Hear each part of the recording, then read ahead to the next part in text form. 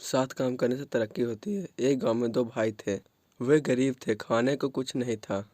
काफ़ी सोचा कि काम मिले मगर काम नहीं मिला। दोनों की शादी हो गई थी। एक दिन उन्हें विचार आया कि इस गांव में काम मिलना मुश्किल है, चलो कहीं चलते हैं। और इसी कारण दोनों गांव छोड़कर जा रहे थे।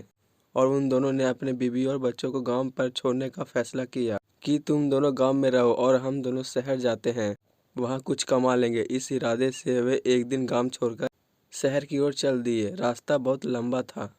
रात का समय था, रास्ता भी जंगली था। सोचा वृक्ष के नीचे रात गुजारी जाए। दोनों भाई जंगल में रात गुजारने के लिए राजी हो गए।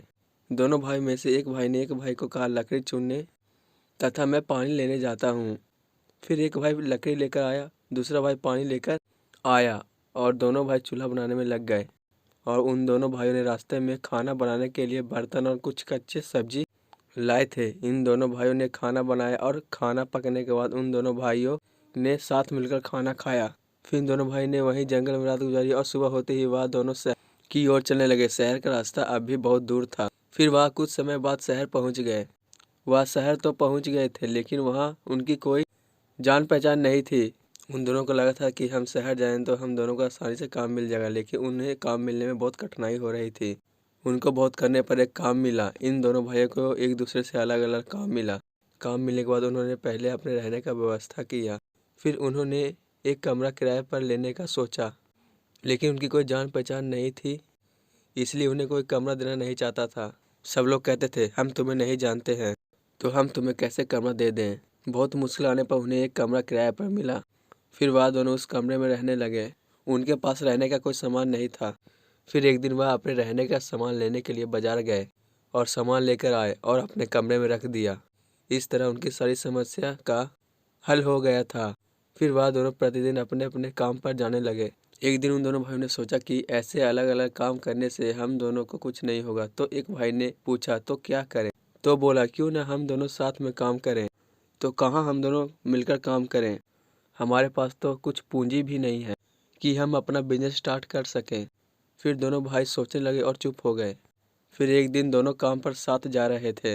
रास्ते में देखा कि एक बाप बेटा मिलकर अपना बिजनेस कर रहे थे।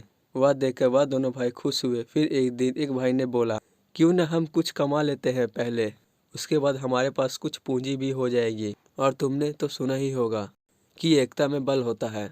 फिर दोनों भाई तैयार हो गए। फिर कुछ समय बाद कुछ पैसे इकट्ठे हो गए। फिर वह दोनों भाई सोचने लगे कि कौन सा बिजनेस स्टार्ट करें जो बिजनेस हमारे लिए हो। फिर बहुत सोचने के बाद उनके दिमाग में एक आइडिया आया। फिर उन दोनों भाइयों ने एक होटल खोला। वह साथ मिलकर वह होटल चलाने लगे और उनका होटल कुछ समय बाद चल पड़ा। साथ में दोनों भाई बहुत दयालु भी थे। उनके होटल में कोई गरीब आता तो उन्हें मुफ्त खाना खिलाया करते। फिर उन दोनों भाइयों के दिन पर दिन तरक्की होने लगी।